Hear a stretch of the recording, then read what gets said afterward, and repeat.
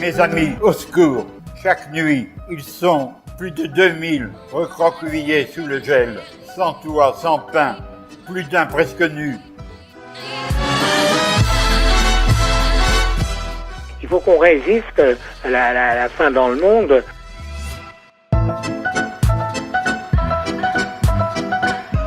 Il y a officiellement 600 000 personnes qui n'ont pas à bouffer en France, tous les jours. Et les mecs vous disent ça comme un chiffre, et quand on leur demande qu'est-ce qu'ils vont faire pour ça, ils disent je sais pas. Alors nous on sait et on le fait, voilà.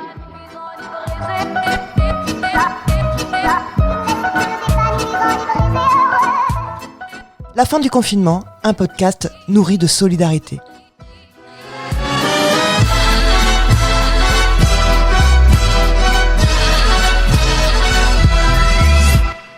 Surpris, un peu choqué de se dire que tout va s'arrêter, le monde va arrêter de tourner, les gens paniquent, les gens courent dans tous les sens, se retrouvent à faire des stocks et des stocks de nourriture, les rayons se vident et on pense à ceux qui n'ont pas les moyens de pouvoir subvenir à ces besoins-là. Sur le moment, beaucoup de questions. On nous annonçait régulièrement 15 jours, plus 3 semaines, plus un mois. Et très vite, ça a été la question de est-ce qu'on doit continuer ou pas les maraudes et qu'est-ce qu'ils vont devenir, en fait. De ne voir personne, on se serait dans un film en fait, on était vraiment dans une espèce de film, je sais pas, il y en a qui se souviennent de la 4e dimension, moi j'ai pensé à ça de suite, je comprenais pas trop tout ce qui se passait non plus, on a croisé personne sur les routes ce jour-là et par contre les gens étaient bien dehors, il y avait pas de soucis là-dessus, on les a vite retrouvés et beaucoup d'angoisse. Nous on a dit, on ferme pas, on va s'organiser et il faut pas fermer, on peut pas laisser les familles dans la misère. Pas une seconde on a pensé ça. Et du coup, j'ai pensé directement aux gens qui pouvaient pas se confiner, en tout cas qui n'avaient pas un lieu pour se mettre à l'abri. Et sur le coup, on n'était pas à se poser des questions sur la peur. On était à se poser des questions, c'est où c'est qu'on va trouver de l'eau, où c'est qu'on va trouver de quoi manger, comment leur faire imprimer des attestations, essayer de trouver de quoi subvenir aux besoins essentiels. La peur, elle est venue après le déconfinement, en fait. Et je décide de me coucher après tout ça en me disant la nuit va porter conseil. Dans un premier temps, je crois paniquer. Mon contrat s'est très vite arrêté, donc je me suis retrouvée sans travail. Et là, je me suis repositionnée et je me suis dit mais ma place, elle n'est pas chez moi, elle est dehors pour accompagner les gens dans le besoin et dans une précarité extrême. Nous sommes en guerre. La France, sous confinement, est maintenant en guerre contre le nouveau coronavirus. Le président a exhorté les citoyens à rester chez eux. Dans les dernières 24 heures, 607 décès, 20 796. Nous avons un total de 24 376 décès. Restez chez vous. Seuls dans la rue. Pendant le confinement, les personnes sans abri se retrouvent isolées, comme enfermées à l'extérieur. On se sent emprisonné. On ne peut pas aller nulle part. On ne peut rien faire. L'aide alimentaire va continuer coûte que coûte. Ici, on enregistre 45% de demandes en plus. Cet homme, qui a souhaité garder l'anonymat, vient pour la première fois demander de l'aide. Restez chez vous. La date du 17 mars 2020 restera longtemps gravée dans nos mémoires collectives. La veille, le président de la République nous annonçait que notre pays était en guerre contre un virus alors inconnu. Et pour la gagner, cette guerre, il faut se confiner. Du jour au lendemain, les rues se vident. Les rideaux de fer sont descendus. Partout, le mot d'ordre est « restez chez vous ». Chez nous, calfeutrés, désœuvrés, sidérés, mais à l'abri. Pour certains, rentrer chez soi est tout simplement impossible. Ce premier confinement met sous les projecteurs une précarité immense, invisible, latente depuis des décennies, plus criante que jamais pour les sans-abri, les bénéficiaires des minima sociaux. C'est une France qui a faim. Pourtant, certains ont refusé d'accepter l'inacceptable. Malgré la crainte de ce virus alors inconnu, le manque d'outils de protection, de masques, ils sont allés au contact de cette France sur le terrain pour lui apporter un soutien vital. Ces témoignages de personnes engagées qui ont choisi la solidarité comme arme de guerre, c'est l'histoire non exhaustive de cette mobilisation. De Senon à Bacalan, de Bordeaux-Lac à Mérignac, ils ont sillonné tous les quartiers de la métropole bordelaise, apportant nourriture, eau, savon, gel et bien plus encore, des échanges, de l'information, bref, du lien social. Comment se sont-ils organisés ? Comment ce maillage solidaire s'est-il créé sur le territoire ? Comment ont-ils vécu cette action ? Ce feuilleton radiophonique donne aussi la parole à ceux qui ont le plus souffert de cette précarité alimentaire, lors du premier confinement.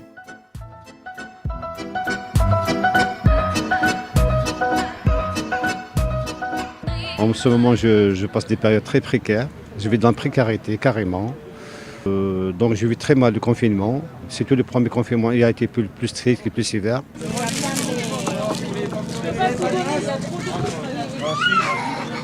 Quand le confinement il a commencé, il était un peu difficile, même pour moi aussi, pourquoi j'habite dans un squat. Et mon mari, il est trouvé sans travail. Il était un peu difficile. Là-bas, quand j'habite, on sommes 300 personnes dans la zone. Et c'est pas que moi, c'est presque tout qu'il était sans travail.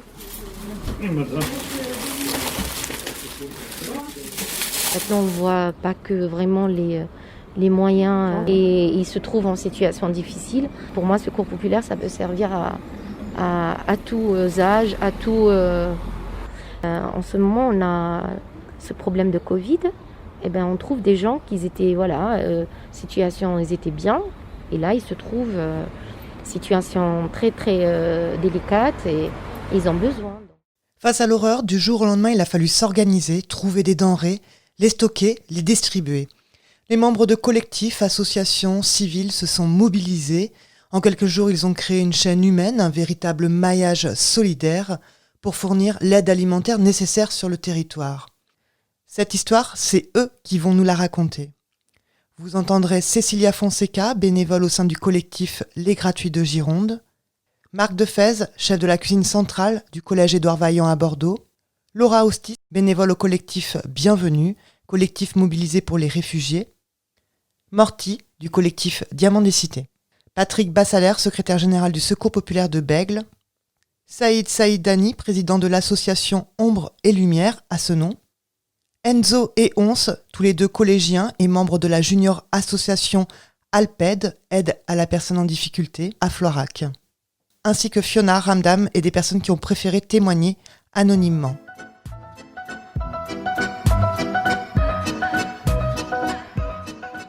On appelle tous les gens du collectif, on explique les gens qu'on a vus, qu'on a croisés, ce qu'ils nous ont rapporté.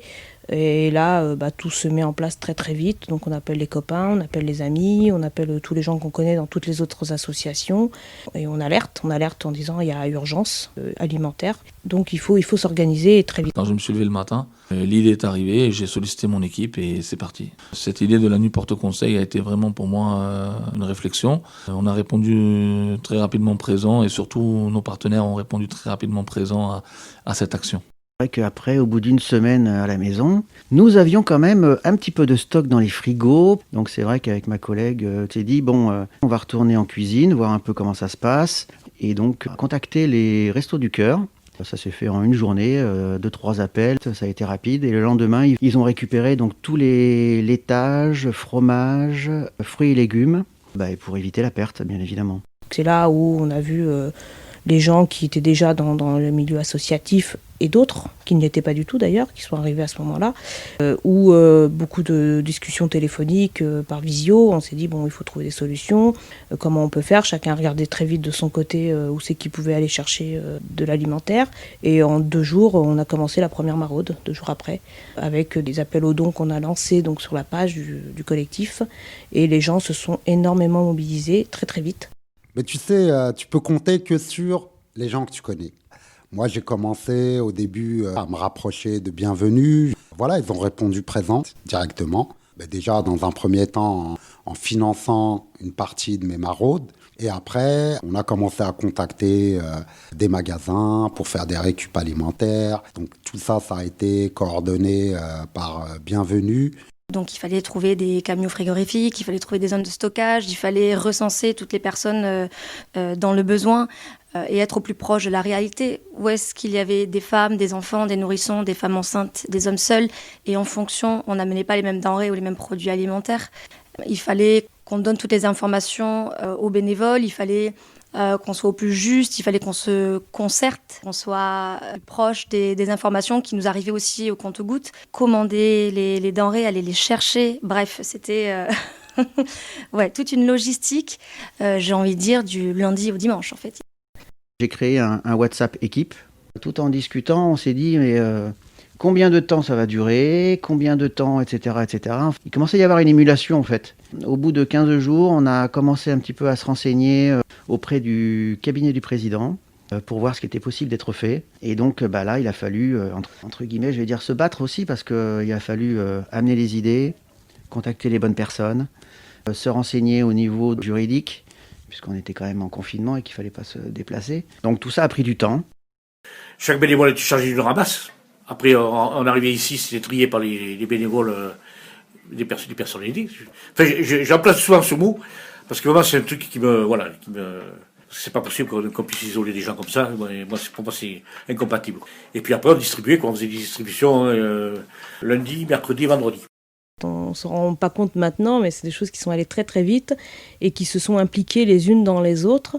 Des gens qui se sont mobilisés très très vite et qui ont mobilisé tout leur réseau, alors associatif, mais pas que, politique, puis réseau aussi de travail pour certains, comme par exemple le partenariat avec le département.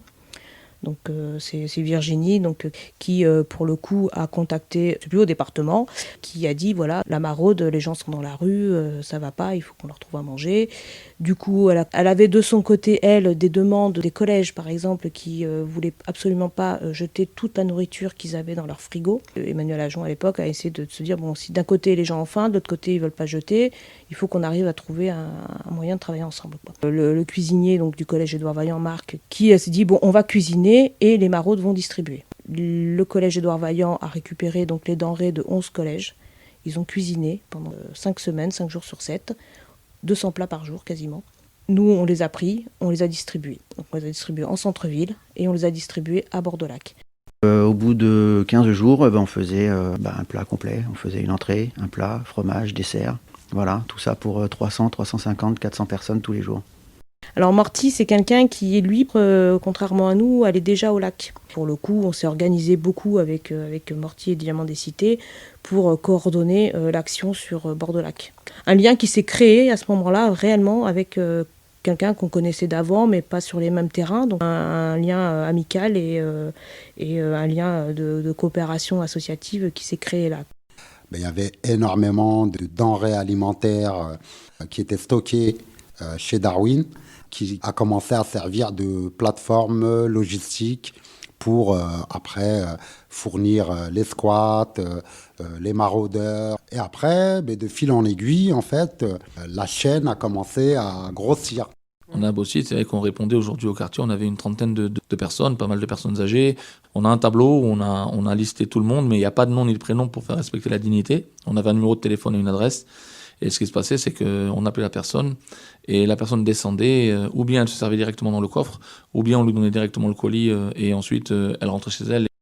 Comme on avait beaucoup de besoins alimentaire. Bernie, donc de Bienvenue, m'a appelé en me disant dis-moi ce dont vous avez besoin, on vous prend aussi des choses pour vous et tu viens les chercher parce que nous on est en train de les stocker à Darwin. Donc, Bienvenue nous ont fait don de saladières, de chips, d'eau, beaucoup d'eau, de gâteaux, de sardines, de tout ce qu'ils ont pu pour nous aider à préparer nos poches alimentaires, puisqu'on était à quasiment 100 repas par jour, quoi. Donc, on avait 5 jours sur 7 le collège Édouard Vaillant, mais il nous manquait 160 repas pour le week-end. Donc, il fallait les trouver, quoi. Nous, au départ, on est parti sur une idée de 40 repas par jour, d'une 50 de colis alimentaires par semaine. On a travaillé d'abord sur notre commune, Senon. Et très rapidement, la demande s'est fait voir. Et surtout, on a eu nos partenaires qui ont répondu présent, ce qui nous a permis aujourd'hui d'élargir. Suite à ça, c'est là où on a sollicité les acteurs sur le territoire, que ce soit sur la partie du lac et de Grand Parc avec Diamant des Cités et Morty, des étudiants avec l'association Mille et un sourires, des Racines et des Ailes sur Bordeaux, des ateliers Oumi sur Senon. On a eu aussi un collectif qui s'est monté avec les jeunes de Lormont, un collectif hyper soudé, qui s'appelait Sadaka 33, qui ont vraiment porté le projet des colis alimentaires tous les vendredis. Ils ont été vraiment acteurs de ce projet-là, on les félicite. Et on s'est retrouvés à la fin à faire plus de 600 repas par jour et plus de 500 colis alimentaires par semaine. Donc 6 volontaires, on travaillait, en moyenne c'était 3 fois par semaine. On tournait entre moi, la gestionnaire, un de mes collègues. On a fait en tout 11 000 plats, donc pendant ces 6 semaines. Pour donner un chiffre, nous c'était un repas par jour et par personne pendant 8 semaines et c'était entre 800 et 1000 personnes qu'on approvisionnait sur le territoire.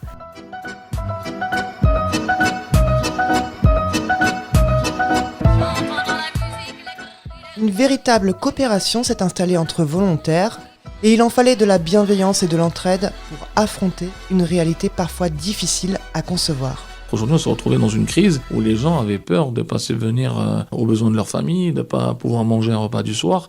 Quand il a dit le mot guerre, on s'est retrouvés en guerre. Ils se sont retrouvés pareil, là où ils étaient, tout qui ferme autour d'eux, et eux ils sont restés là. Et puis plus rien. C'est-à-dire que plus rien, c'est vraiment plus rien. C'est-à-dire personne qui vient les voir, à part les gens qui étaient très proches au niveau des maraudes.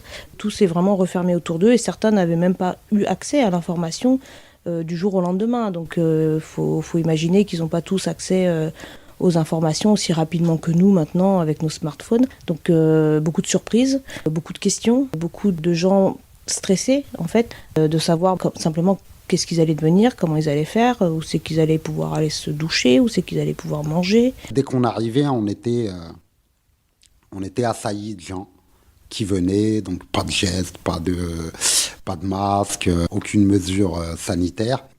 Ils étaient paniqués parce qu'ils ne comprenaient pas.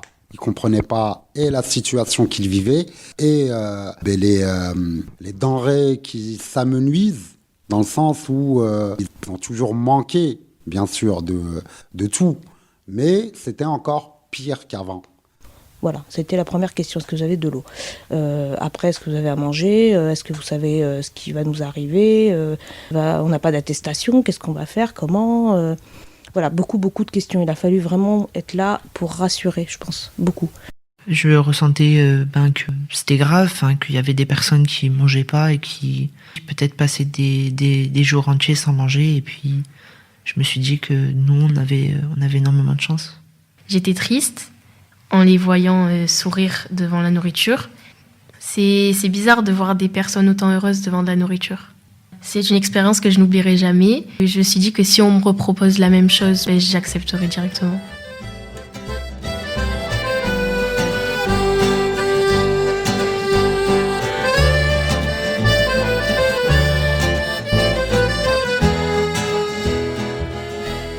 Malgré l'horreur de la situation, tous revivent cette mobilisation du premier confinement avec le même sentiment d'avoir vécu des instants de partage inégalés.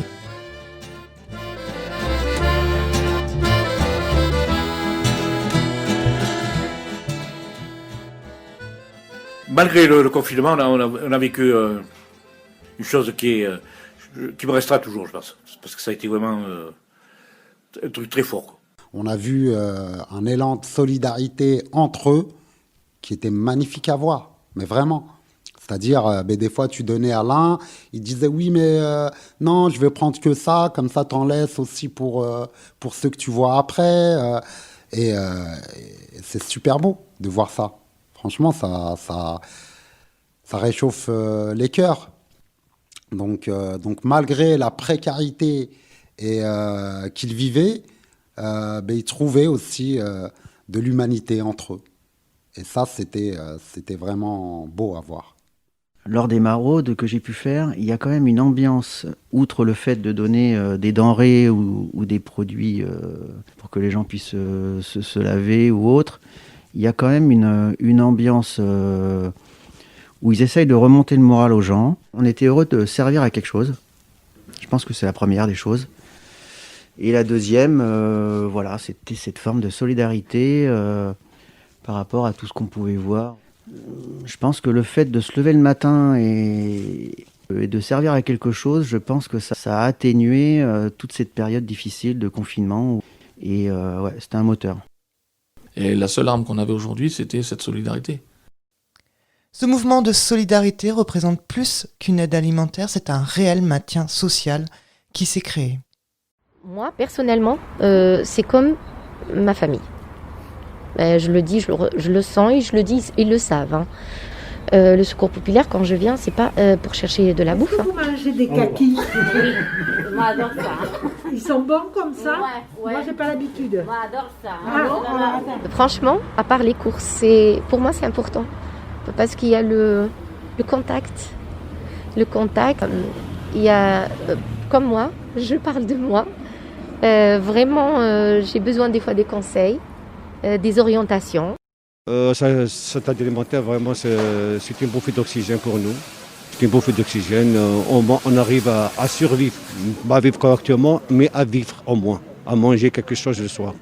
Et je dois remercier beaucoup la générosité de ces associations qui m'ont vraiment. C'est un apport très positif pour tous les gens que vous voyez ici. Je suis venue avant pour chercher des colis, d'aide alimentaire. Après, j'ai demandé pour travailler, pour aider. Et ils sont acceptés. Ça fait presque 4 ans aussi que j'aide à Secours Populaire. On aide pour les vêtements, pour ranger 2 fois par semaine. Aussi pour faire des colis, aider pour l'alimentation. Le constat est sans appel, les besoins sont réels et croissants. Entre colère et indignation, ils témoignent de leur désarroi. Et puis les travailleurs sociaux, les fonctionnaires qui servent à rien, les infirmières à 1000 €. Faut que ça rapporte aux actionnaires, la santé et les hôpitaux. Va te faire soigner en Angleterre, va voir la gueule de leur métro. Faut qu'on se fasse une raison, on a loupé nos transactions. C'est laisser prendre le cul par nos besoins, nos religions. Il faut foutre le portable aux chiottes et des coups de pioche dans la télé. Faut mettre les menottes à chaque présentateur digité. J'accuse. Je sais pas jusqu'où je peux le dire, mais je suis en colère envers nos élus, je suis en colère envers la société, je suis en colère envers notre monde. Mais ouais, c'est une colère immense et en fait je me sens démunie. Mais c'est vrai qu'il y a quand même des endroits, des squats où on est passé, où c'est quand même, c'est quand même difficile, hein, franchement. Vous vous dites, on est dans le cours X et on fait simplement 5 mètres et il y a une misère phénoménale. Alors c'est sûr que les façades sont bien belles, mais derrière, c'est pas très joli quoi. Il y a un sentiment fort qui m'a beaucoup touché, c'est le sentiment d'abandon. Je me suis senti abandonné par les institutions. Ça a été difficile. On a quand même la ville qui nous a mis à disposition un local. C'était très dur. L'État aujourd'hui ne nous a pas soutenus. Hein. C'est-à-dire qu'aujourd'hui, on a été soutenu que par le cœur de certaines entreprises, par le cœur de certains habitants qui avaient envie de donner à son voisin. Mais ce sentiment d'abandon, aujourd'hui, il a été très très dur. Et si on n'avait pas cette fibre sociale en nous, on n'aurait pas pu porter ces projets-là. Et c'était difficile de l'extérioriser en plus, cette colère-là, à ce moment-là. La colère, pour moi, elle se manifeste aussi à plusieurs. Toute seule, ok, je peux la vivre, je peux hurler, je peux crier, je peux dénoncer. Bref, il y a plein de moyens de traduire cette colère-là et d'en faire quelque chose de positif et qui fait que il faut qu'on aille de l'avant ensemble. J'ai envie qu'elle soit plus collective, cette colère-là. Et elle existe. Sans ces actions solidaires et la coopération de tous, comment les personnes les plus précaires auraient-elles pu surmonter ces épreuves ? Impossible pour nous de ne pas se poser la question. S'il n'y avait pas des citoyens engagés, je pense qu'on serait au bord d'une guerre civile en France parce qu'on s'est vite rendu compte que les maraudes maintenaient une paix sociale quand même. Quelqu'un qui n'a pas mangé depuis 2-3 jours est 10 fois plus agressif que quelqu'un qui a mangé tranquillement, qui a eu une soupe, qui a eu une petite gourmandise avec un café au lait, du sucre, une chocolatine. Ça apaise, ne serait-ce que de manger, ça apaise, quoi. Quelqu'un qui a, alors, un truc tout bête, mais on a eu beaucoup de gens qui étaient très très stressés parce qu'ils n'avaient pas de cigarettes. Ouais, il aurait pu y avoir des situations encore plus dramatiques. On a répondu à énormément de besoins. Maintenant, personne n'est indispensable. Mais la réponse, c'est pas nous qui devons la donner, c'est, je pense, plutôt les usagers, ceux qui ont bénéficié de ces dispositifs. C'est eux qui doivent répondre à un moment. Si nous, on n'aurait pas été là, comment aurait pu passer pour eux ces 40 jours, ces 45 jours de confinement ? Clairement, ça aurait été une catastrophe. Je parle, nous, bienvenue, mais en fait, je parle de tous les bénévoles qui se sont engagés pendant le premier confinement. Ça aurait été une véritable catastrophe humanitaire. Et quand on a rencontré des femmes enceintes qui étaient prêtes à accoucher ou avec des nourrissons de 2 mois qui n'avaient même pas de lait maternel ou de drap pour couvrir son bébé, ou des personnes complètement malades. Enfin, s'il n'y avait pas eu toutes ces personnes qui venaient se relayer les informations pour dire que sur un squat, il y avait besoin d'un accompagnement sanitaire important. Si nous n'avions pas été là, clairement, bien sûr, il y aurait des morts, mais comme chaque année, il y a des SDF qui meurent dans la rue. Franchement, j'ose même pas imaginer. Mais en tout cas, ils auraient galéré. Mais vraiment. Ils auraient galéré. Encore plus que quand, malgré qu'on soit là, ils galéraient aussi. Mais là, ils n'auraient pas mangé à leur faim. Ils n'auraient pas eu de masque, ils n'auraient pas eu de gel hydroalcoolique, ils n'auraient pas eu de savon, ils n'auraient pas eu... ils n'auraient rien eu. Rien eu. Pendant ce premier confinement, l'aide alimentaire a explosé de 30% dans les grandes métropoles françaises. Les personnes que vous avez entendues ont fait ce qu'elles pouvaient pour pallier cette crise sociale et alimentaire. Mais maintenant, qu'est-ce qu'on fait ? Et maintenant, on recrée un nouveau monde. Il faut mettre vraiment l'humain au cœur des priorités. Si on continue comme ça, finalement, l'État un peu s'assoit sur ce que font les bénévoles sur le terrain. Donc finalement, c'est une sorte de facilité, vu que finalement, ces gens-là sont quand même accompagnés et sont quand même suivis par diverses associations militantes. Ouais, mais en fait, ça fait pas tout. Donc c'est comment arriver à recréer un équilibre, une écoute et entre les différentes couches hiérarchiques. Et puis, ouais, encore une fois, main dans la main, Covid ou pas Covid, mais on y va, quoi. Et on lâche rien. La responsabilité aujourd'hui, elle se retrouve dans la prise de conscience de chacun. Si aujourd'hui les entreprises ferment, les restaurants ferment, aujourd'hui ces gens-là ne pourront plus travailler.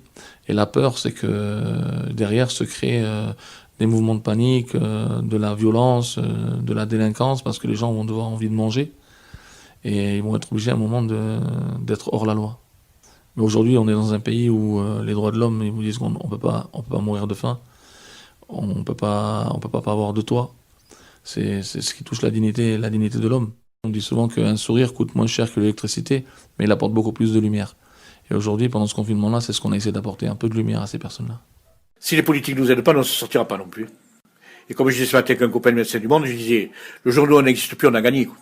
Un rêve alimentaire que tout le monde mange. Que tout le monde mange tout le monde soit à la même hauteur. Mon rêve, c'est ça, mais bon, je crois que c'est un rêve. Malheureusement.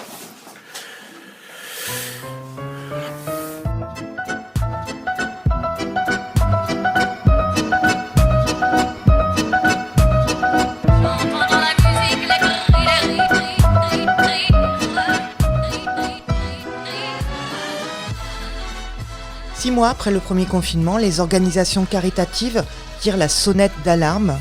Cette crise sociale a fait basculer des milliers de personnes dans la pauvreté, touchant toutes les composantes de la société et plus particulièrement les personnes les plus exposées, les plus précaires. Selon le ministre de la Santé et des Solidarités, en cette fin 2020, 8 millions de personnes ont besoin de l'aide alimentaire pour ne pas avoir faim. C'est 12% de la population et c'est 8 fois plus que dans les années 80. Cette crise sans précédent se poursuit aujourd'hui. Une troisième vague sociale s'annonce pire encore pour 2021. Le rapport de la Fondation Abbé Pierre parle de 300 000 personnes à la rue. Pascal Paoli, directeur de la Fondation Abbé Pierre, parle de cette crise comme un révélateur de l'intensité du mal et appelle à un réveil des consciences. Les citoyens qui ont témoigné tout au long de ce programme n'ont pas voulu se contenter de cette fatalité. En ayant distribué des milliers de repas et colis alimentaires, tous ces acteurs se sont mobilisés et ont choisi la solidarité comme arme pour combattre cette guerre, mais aussi comme principale perspective pour construire le monde de demain. Mais ce podcast souhaite soulever plusieurs questions. Comment est-il possible en 2020, dans un pays classé parmi les 10 puissances mondiales, que des personnes souffrent de faim ? Est-ce que la solidarité citoyenne doit-elle être la seule réponse à cette crise sociale ? Comment doivent évoluer demain les politiques économiques pour éviter ces crises sociales inacceptables ? Les peuvent-elles réellement ? Sous quelles conditions ? Avec qui ? Et dans quel délai ? Cette dernière question a aujourd'hui sa réponse. Il y a urgence.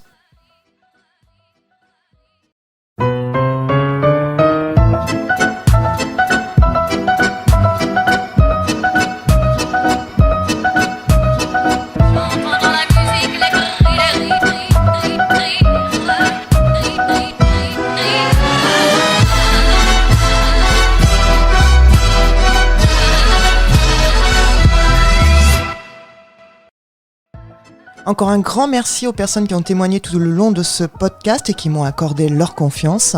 Merci aussi à Marie-Amélie Husson, Yvan Branchy, Colline Reboulsals, tous les 3 étudiants à l'école française de journalisme de Bordeaux, ainsi que Lucas Segui. Service civique à Eau de Radio, ils ont tous les quatre participé au montage sonore. À la réalisation des témoignages, Sandrine Brouard et David Fima. En soutien à l'écriture, Aïcha Chaplard. Retrouvez l'intégralité des témoignages sur notre site www.auderadio.fr.